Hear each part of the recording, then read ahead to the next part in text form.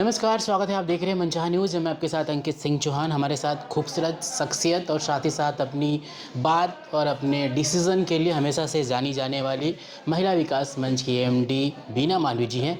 स्वागत करते हैं, पूछते हैं कि जो फ़िलहाल सोशल मीडिया पर चीज़ें चल रही है, मैम अपना पक्ष कैसे रखती है। सबसे पहले बहुत स्वागत है। बहुत बहुत धन्यवाद। जिस तरह से आप देख रही हैं भोजपुरी में वनु द ग्रेट और मनी मेराज के जो मामले हैं सोशल मीडिया पर काफ़ी हाईलाइट हैं। आप एक महिला हैं, जब इस तरह की चीज़ें होती है तो आपके दिल में क्या गुजरती है? देखिए, मुझे सबसे पहले बहुत दुख होता है, इसलिए दुख होता है कि कोई भी महिला जब अपना चरित्र हनन कर रही है सोशल मीडिया पे या कोई पुरुष किसी के लिए कर रहा है तो वो चीज़ें दुनिया को पता चल रही है। इससे क्या होता है, उस महिला को ये लगता है कि मैं बेचारी बन रही हूँ, मैं समाज से हेल्प मांग रही हूँ, लेकिन फैक्ट ये है कोई किसी को मदद नहीं करता आज के डेट में।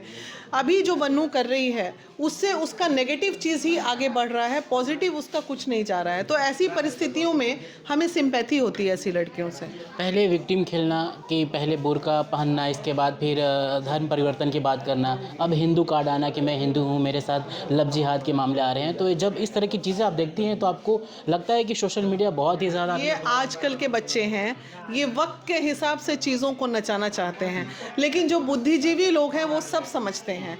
तुम रो के अगर जो जता रही हो तो जो समझदार है वो तुमको यही बोलेगा, कल तक तुमको नहीं समझ में आ रहा था हिंदू मुस्लिम, आज तुमको समझ में आ रहा है हिंदू मुस्लिम। तो इसलिए बहुत ज़्यादा इन चीज़ों को सीरियस नहीं लेना चाहिए। ऐसे मुद्दे अगर आपके पास आए तो सबसे पहले आपका डिसीजन क्या है? देखिए, डिसीजन कुछ नहीं होता, पहले एक पक्ष सुनते हैं, फिर दूसरे पक्ष को सुनते हैं, फिर कोशिश रहती है कि इस मामले को शॉर्ट आउट कर दें। रहना है तो प्रेम से रह लो, नहीं रहना है तो प्रेम से अलग हो लो। ये कोई बहुत बड़ी बात नहीं है आज के डेट में, क्योंकि रिलेशनशिप भोजपुरी इंडस्ट्री में बहुत कॉमन है। और मैं उन तमाम लड़कियों से बोलती हूँ जो टैलेंट होने के बाद भी अपने आप को कमज़ोर बना के बैठती हैं, तो क्यों ये कमज़ोरी पालना। अगर हम टैलेंटेड हैं तो हम अपने पीछे 10 लड़कों को घुमाएंगे अपने टैलेंट से। हम जाके अपने आप को क्यों समर्पित कर देते हैं चंद पैसे कमाने के लिए। ये कहीं से अच्छा नहीं है। शोषण तो तय है, अगर आप दब के रहिएगा, घुट के रहिएगा तो शोषण तय है। लेकिन जैसा कि मनी मेराज के ग्रुप से उनकी माता से बात हुआ तो उनका कहना है ये शोषण नहीं, हम शोषित थे इससे। माता को गाली बकना, पिताजी को गाली बकना, ये करना। तो अब पक्ष है तो दोनों पक्ष की सुननी पड़ेगी ना, एक पक्ष से कैसे आप बात कर सकते हैं। अभी आपका डिसीजन, अगर अभी आपको कोई फैसला लेना हो इन चीज़ों को देख के, तो आपका पहला रिएक्शन क्या रहेगा? पहला रिएक्शन होगा कि सोशल मीडिया की चीज़ों को रोक दें और उसके बाद जो उसका दर्द है उसके दर्द के पेज को पूरा प्रेम से सुने और मनी महाराज को बुला के उसके सामने बिठाएं और सामने बिठा के दोनों का जो भी फैक्ट है, जो भी भड़ास है, बंद कमरे में निकाल लो और निकाल के एक पेज पे आ जाओ। आइदर साथ में रह लो या अलग हो लो। अभी तक आपने मैम बहुत सारे फैसले ऐसे डिसीजन सुनाए हैं, लिए भी हैं। जिस तरह से भोजपुरी इंडस्ट्रीज़ के मामले सामने आते हैं तो आपके दिल और दिमाग में क्या चलता है कि ये कहीं एजुकेशन सिस्टम भी कहीं ना कहीं इम्पॉर्टेंट है? बहुत ज़रूरी है। देखिए, ये सिर्फ एजुकेशन नहीं होने का नतीजा है। जो एजुकेटेड बच्चे होते हैं ना वो इन चीज़ों को हैंडल कर लेते हैं।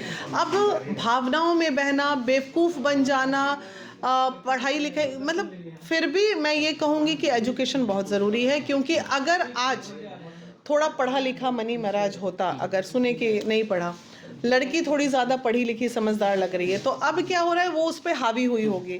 हावी होके उसने क्या किया होगा, रूल करना शुरू किया होगा और रूल करने के बाद जो है चीज़ें ख़राब हुई होंगी। धीरे धीरे चीज़ें ख़राब होते चली गई और 2 साल में इस तरह फट गया मामला। दूसरी तरफ अगर देखें तो पवन जी राइज एंड फॉल में हैं, बहुत अच्छा खेल रहे हैं। आप मिली भी थी, आपकी तारीफ भी वो कई बार करते नजर आए। क्या कहना चाहेंगे पवन जी? बहुत बहुत बधाई भाई को, और कहीं ना कहीं गर्व हो रहा है राइज एंड फॉल के लिए कि हम बिहारी हैं। बीइंग अ बिहारी, जहाँ पे जाते हैं तो वो अपना झंडा तो गाड़ते हैं। ये ऊपर वाले जो कहते हैं ना, उनका ऊपर वाले का देन है ये उनके साथ। और पावर स्टार हैं, कुछ मामले में रियल में पावर स्टार हैं। और ये सुन के और अच्छा लगा कि इसका नाम जो है भोजपुरिया राइज एंड फॉल रख देना चाहिए था, क्योंकि ये कम्प्लीटली जो प्रोग्राम है ये पवन सिंह पे ही आके स्थिर हो गया है।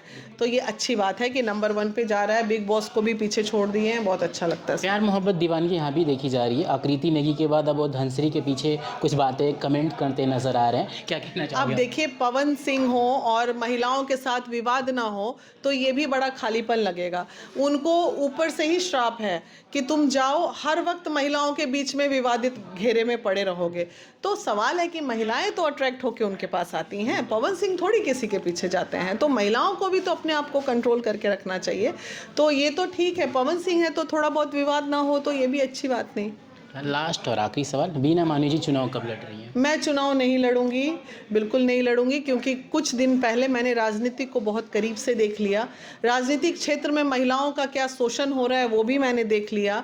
और सच मानिए तो मैं नहीं बोल सकती हूँ, लेकिन मैंने बड़े बड़े नेताओं का जो मैसेजेस आते हैं ये समझ में आ गया कि बिहार में राजनीति करनी है या भोजपुरी में काम करना है या बिहार में राजनीतिक में काम करना है, किसी भी चीज़ में काम करना है तो रास्ता आपका कंप्रोमाइजिंग ही है। तो वो चीज़ के लिए मैं सही, मतलब चुनाव का टाइम नहीं होता तो मैं सीधे अपना मोबाइल दे देती कि कितने नेता अभिनेता जो हैं कि मैडम कॉफ़ी पी लीजिए, आइए मैडम आपको एमएलए बना देंगे, मंत्री बना देंगे, ये कर देंगे, ये प्रलोभन। वीना मानवी है, तुम्हारा प्रलोभन, टैलेंट से हम आगे जाएंगे। तो मुझे लगा कि नहीं, महिला विकास मंच इज़ बेस्ट। मुझे अपने कपड़े जाके कहीं उतारने पड़े, इससे ज़्यादा अच्छा है कि सारा पार्टी मेरे दरवाजे पे रहे, सारे पार्टी के लोग मुझे आदर मान सम्मान करें, और जिनके लिए मैं बोल रही हूँ वो बखूबी समझ रहे होंगे कि इन सब चीज़ों से बचना पड़ेगा। तो महिलाओं को बहुत बड़ा संघर्ष करना पड़ता है राजनीतिक में टिकट पाने के लिए, और ये मैंने अभी भोगा है। इसलिए मैं प्रणाम करती हूँ बिहार की राजनीतिक से, क्योंकि आदर मान सम्मान इज्जत प्रतिष्ठा यहाँ कुछ नहीं महिलाओं को मिलता है राजनीतिक क्षेत्र में। वो सिर्फ माला टीका चंदन धूप अगरबत्ती करते सारी महिलाएं नजर आएंगी, ये सब चीज़ें। इसलिए मैं बैकआउट करती हूँ। कभी मुझे चुनाव लड़ना भी होगा तो मैं निर्दलीय आऊँगी और दम खम के साथ चुनाव लड़ूंगी। पहला और बड़ा प्यारा सबक दिया हमारे दर्शकों को, जाते जाते क्या कहना चाहेंगी? जाते जाते यही कहना है, सावधान रहिए, सतर्क रहिए, क्योंकि आसपास जो आपके लोग बैठे हैं वो आपके हितैषी हों ये कोई ज़रूरी नहीं। Thank you so much ma'am. तो यहाँ तक आप आ गए हैं, कमेंट करके बताइए कि मैम की बातें आपको कैसी लगी। नमस्कार।